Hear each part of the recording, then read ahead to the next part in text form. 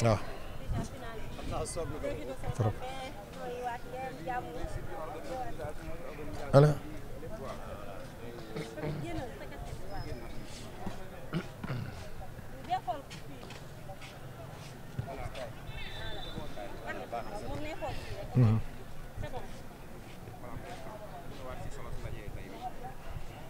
waaw comme ni ma ko waxee sànq ci nasaraan d'abord sant ndax àdduna moom lépp sant la bu ñu toogee ba heure bi di ko tal di ko wax mooy sant yàlla ndax jàppoon nañu match bi kenn du ko fekke jàppoon nañu match bi heure bi ñu ngay toj dëkk bi mais yàlla def na ne que ni dox nañ ci ñi ci waroon dox yëpp dox nañ ci liñ ci waroon def yëpp def nañ ko kon de sant yàlla sant ñëpp nag sant waa Pikine sant njiit gi mooy le maire de la ville de Pikine Abdoulaye Timbo di wax ne lim ñuy defal gis nañ ko chaque année mu jox ñu 15 millions jox zone bu nekk 1 million loolu defe naa ne gàcc ngalaama la lañ koy wax ci maire Sénégal yi tey Pikine amuñu problème ndax moom li fi nekk yëpp amul kenn ku ci dugal sa loxo ku dul le maire de la ville Abdoulaye Timbo kon ñu koy gërëm di ko sant ak délégation ak conseil municipal am di gërëm l' ensemble des maires parce que li ñuy def ci ASC ici ñun la koy defal donc 12 communes yi fi nekk yëpp gis nañ seen maire li ñuy def te ñun suñu population lañ koy defal di sant di gërëm président ASC yi ndax à la base ñoom lépp ñoom la di sant di gërëm waa nawetaan yi membre de zone yi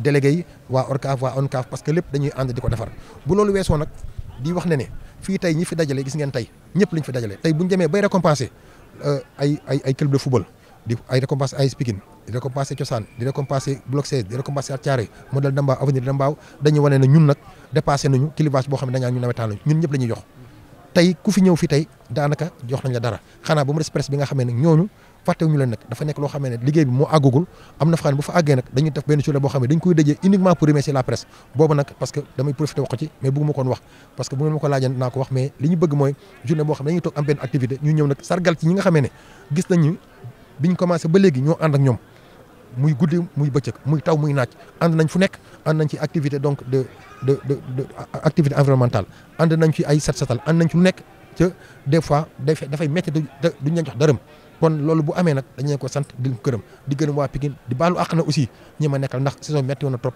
mais di wax ne tamit li nga xamee ne mooy actualité bi muy lii ministre des sports génne wax ne di rappeler gouverneur yi que ne le 15 waruñu ko passé ñun nag dañ koy wax ne ñun ñëpp xam nañ nawetaan li muy tekki tey bu kenn demul géej nawetaan yi tax bu ngeen fi déggul dara ci dëkk bi nawetaan yi tax bu ñu demee ba nga xamee nag nit ñi dañuy investir ay millions toog ba fii ñu naan du àgg loolu dañ koy naqarlu moo tax sax bi ñu waxee ko ci dëkk bi ñu waxee ci micro bi gis ngeen population bépp jóg ne dañoo bëgg ñu delloo date bi ñu delloo ñu 20 jours yoo xam ne dañ ko ci prolongé ndax toog nañ fi gàmm gi ak màggal gi mënuñu am service d'ordre kon loolu aussi mu jàpp ne du ci ñun ñoom ñoo tax loolu amul ñoom ñoo tax service d'ordre amul kon bu yàlla defee kii bi ak fi ñu ne dañuy 15 dañuy poser problème man nag waxuma ministre bi ndax man jéggi naa ministre bi mais fii dañuy wax fii le véritable maître du jeu mooy le premier ministre mooy le président de la république ñoom la ñu bëgg a waxal moo tax ñu wax Cheikh Diop le maire de la commune de Pikine Est Pikine Ouest ak Alioune Badara Beye maire de la commune de Diamaguène Diacksao ñu nekk suñu porte-étendard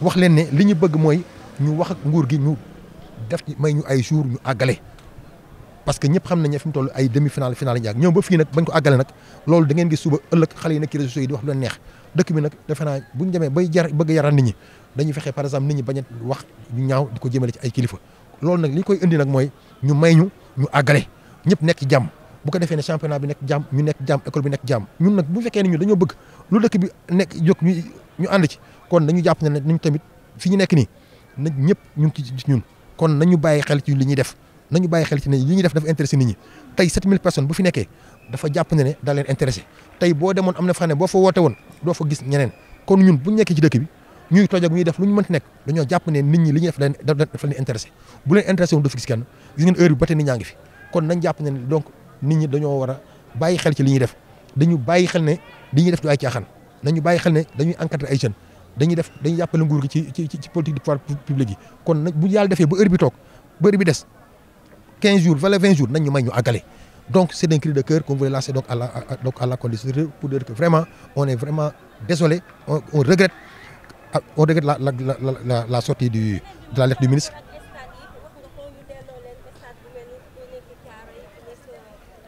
waaw dañoo bëgg man damay wax ne man gëwuma ñiy wax ne Thiaroye bi dafa war a dañ ko war a jox terrain bi dama ne gëm ne camp Thiaroye dafa war a génn Thiaroye camp Thiaroye dafa xatal waa Thiaroye camp Thiaroye dafa diviser waa Thiaroye am na njëriñ nag mais camp Thiaroye bi ñu ko fa indi camp Lat Dior la woon jëlee ko ci Lat Dior parce que dafa dem ba Lat Dior dëkk bi wër ko Rebeuss wër ko ñu jëlee ko fa indi ko Thiaroye boobu Thiaroye fi àll léegi nag camp yu mel ni du nekk ci biir dëkk dem na ba diviser dëkk bi mais li muy amal njëriñ nag mooy ñun jël nañ suñu terrain kenn mënut fi football école yi nekk ci biir da ngay wër ba dugg mais da ngay wër ay 2 kilomètres pour nga dugg ci biir amal na njëriñ trop nag parce que suñu waay la ñu mais nag dañoo bëgg ñu delloo suñu terrain moo tax ma ne nañu laaj sax ñun bu ñu wax ci terrain bi nañu wax militaire nañ fi jóge bu ko defee nguur gi dégg nañu xam ne population ñax loolu nag kii ko njëkk a sol tànkam mooy le maire de la commune de Pikine de Thiaroye Gare muy Mbaye Sène mu ngi koy dox gis nañ ci par exemple ay ku ñu tuddee ay ku lu mel ni Moustapha Sarr benn colonel à la tête nekk adjoint au maire ñoom ñëpp ñu ngi ciy dox Sat Thiaroye ñu ngi ciy dox waa nawetaan ñu ngi ciy dox li ñu bëgg mooy daal camp Thiaroye bi delloo ñu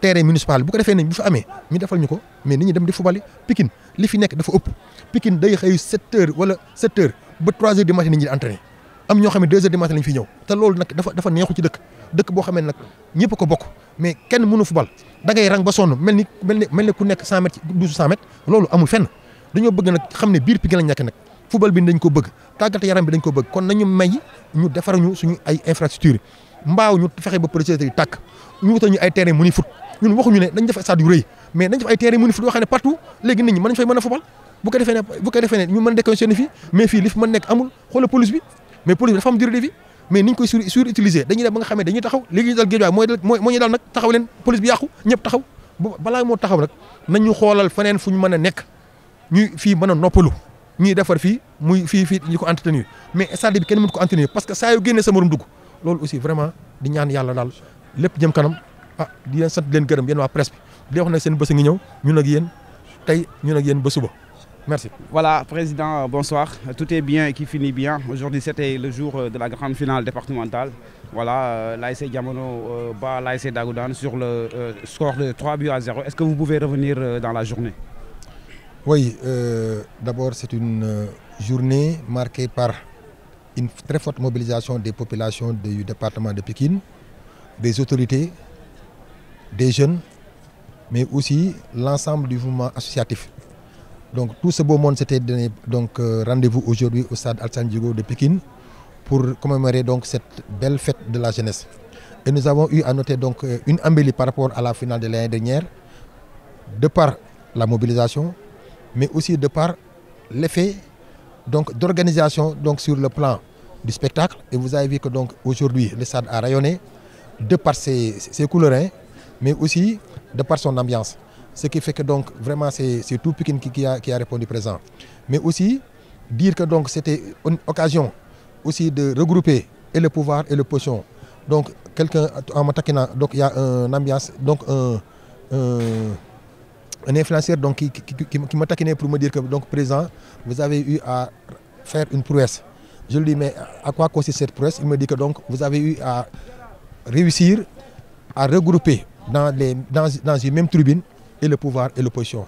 Et ça c'est magnifique. Donc pour vous dire que donc c'était tout Pikine dans toutes ces dimensions donc qui étaient là donc pour magnifier donc cette belle fête de la jeunesse.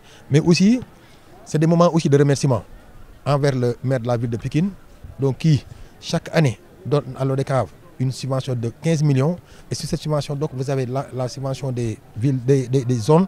Donc ce qui fait que donc chaque zone reçoit de la ville de Pikine un montant de 1 million de francs. Donc au moment des finales, donc vous avez eu à voir que sur la table, tout ce qui a été donc posé comme trophée de guerre, je vais le dire, et du ressort donc, ou bien a été exclusivement payé par le maire de la ville de Pikine. Nous avons eu à ne recevoir aucun sou venant d'une quelconque autorité. Et là aussi donc c'est l'occasion de magnifier encore l'action du conseil municipal du conseil municipal de la ville de Pikine, mais aussi à sa tête donc le maire de la ville de Pikine. Remercier aussi l'ensemble des présidents d'ASC qui à la base œuvrent inlassablement pour le rayonnement du football à la base. C'est des gens qui sont là, qui donc font tout pour faire épanouir leur population. À la base, et parfois c'est extrêmement difficile. Il y a aussi donc les délégués, les membres de zone, les membres de l'ODCAV de Pikine, les membres de l'ODCAV de Dakar et l'ONCAV. Ce qui fait que donc tout ce beau monde regroupé autour de mouvement associatif est à féliciter. Mais aussi noter avec une sortie qui nous a semblé un peu désastreuse par rapport à l'arrêt du 15. Et c'est une date fatidique pour dire que ce que nous faisons, c'est pas le fruit du hasard. Vous avez eu à voir ici que 6 000 à 7 000 personnes étaient là pour voir une seule finale. Ce qui fait que donc les gens sont obnubilés par cet épanouissement à travers donc ces rencontres sportives appelées navétanes. Les gens veulent du navétane. Vous laissez ici les gens se regrouper autour d'un championnat populaire, vous ne verrez personne. Si on dit que donc on fait beaucoup de bruit, on fait beaucoup de tapage, on fait beaucoup de casse, c'est parce que les Sénégalais se retrouvent autour de ce mois associatif. Les gens suivent le mouvement navétane.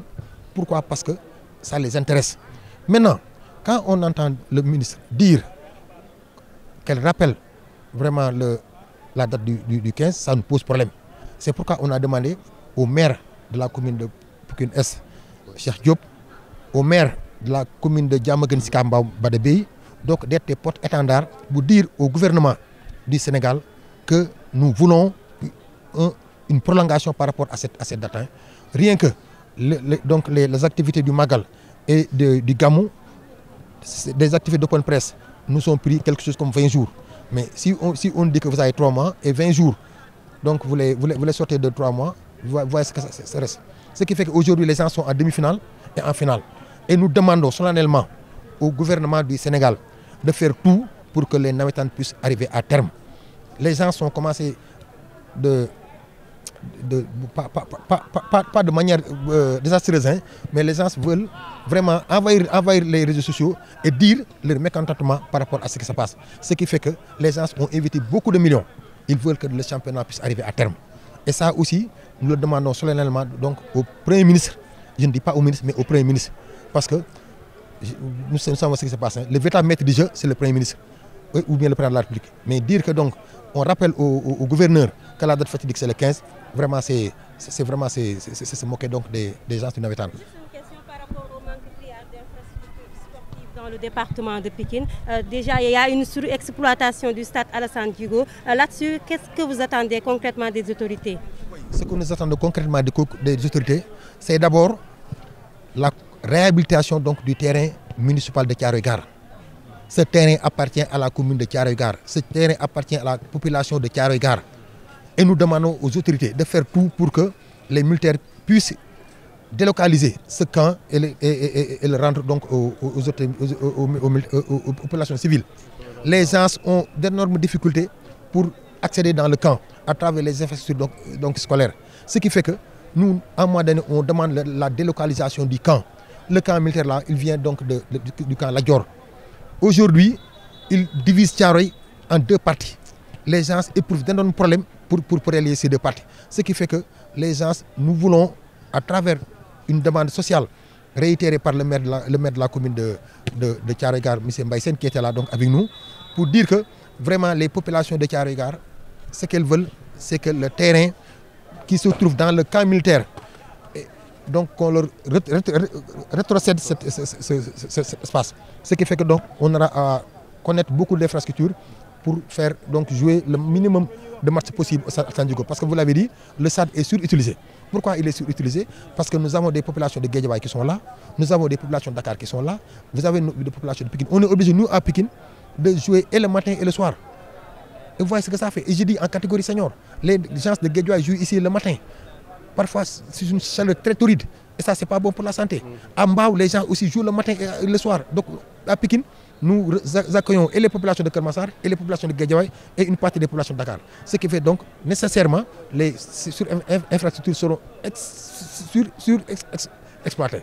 Donc, en tout cas, notez que nous voulons la réhabilitation donc, du terrain municipal. Nous voulons de Thiaroye-Gare, nous voulons aussi la réhabilitation donc, du terrain municipal de Diamaguène Sicap Mbao. Nous voulons aussi l'agrandissement du terrain municipal, du stade municipal de Mbao. Mais aussi faire de sorte que les projecteurs puissent répondre à leurs normes. À Mbao, à 20h, vous ne pouvez plus donc, faire un match pour cause de sécurité. Et ça pose problème à l'avancement du football. Ce que nous voulons, c'est qu'on nous fasse des infrastructures. Pikine mérite beaucoup plus que ça. Merci. C'est bon?